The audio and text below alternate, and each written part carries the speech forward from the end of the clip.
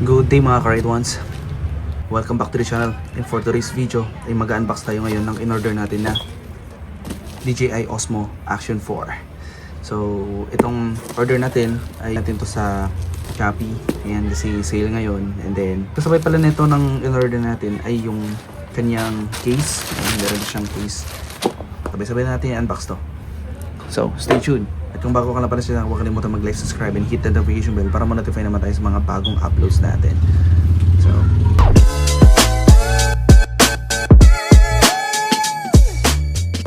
let's go. So, unahin muna natin tong ating DJI Osmo Action 4.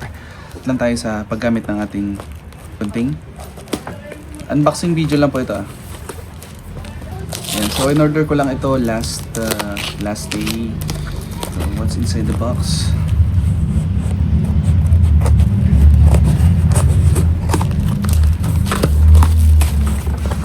Ayan. Kung gusto niyo umorder, naka-sale siya ngayon. Ilalagay ko na lang yung link sa description below. Ayan. Secure siya, no? May box siya dito and then naka-bubble wrap na rin.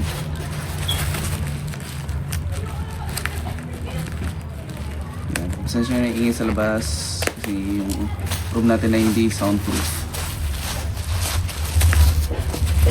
So this is it. Actually this is the standard Action Osmo 4 combo lang. So hindi siya yung nakabundle na may kasamang mga kung ano-anong accessories ng DJI Osmo. So let's open it. Dito may ano siya. Andito yung mga serial numbers niya and then mga specs. So what's inside the box? I think we need to peel off this one. Just like Apple. And open. So this is the camera. Ang gaan niya. The camera. So siguro para to sa app ng DJI. Yan. Set aside lang muna natin. And then accessories. See the accessories. Let's see what kind of accessory we have here. So meron tayong type C USB cable. Tapos meron tayong pang lock. Ayan. Syempre hindi nawawala yung mga manuals natin. Ayan, safety manuals, how to operate this kind of camera. Sa loob ng box, meron tayong DJI na sticker. Ayan. So, wala na. So, ito lang lahat siya. Open na rin natin itong accessories. So, ito meron tayong lens cover. Ayan. Para to sa, sa kapag silaw. Ayan. Yung battery niya, dito na rin. So, nag-order ako separately ng battery niya sa Shopee. Then, Shopee Mall syempre. And then, SD card at the same time. Order na rin tayo. Battery. Yung kanyang mounting. Ayan. May 3M adhesive na rin siya. Nakasama.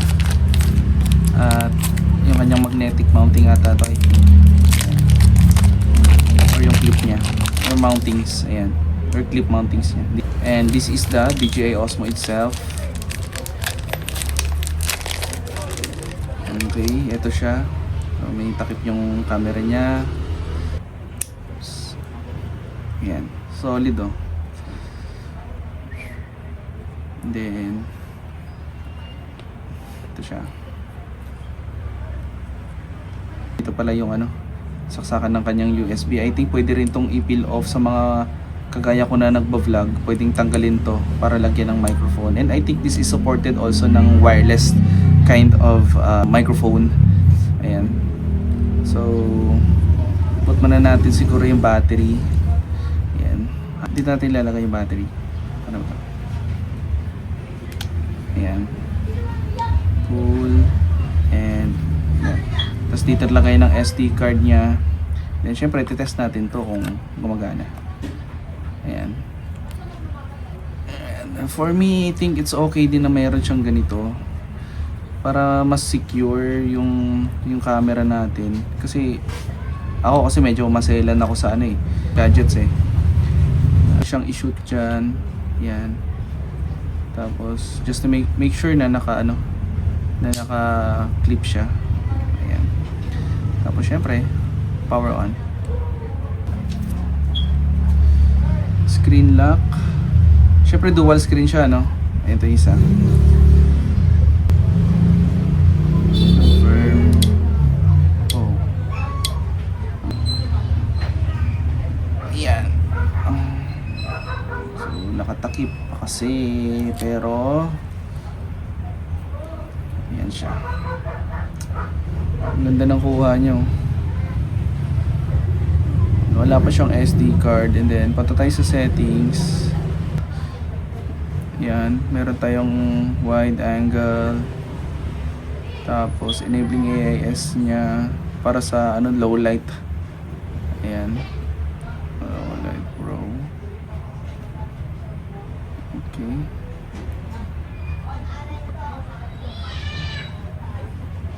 Holy crap. So, wala pa siya kasing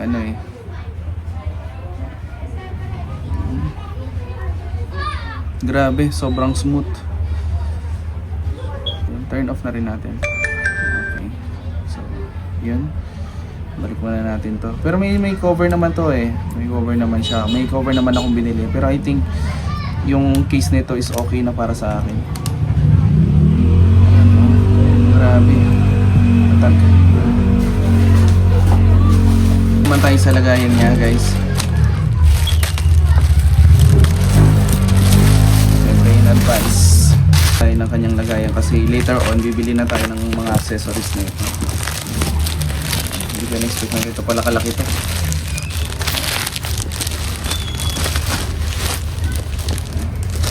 Parang kasya pa dito yung X2 ko Ito natin.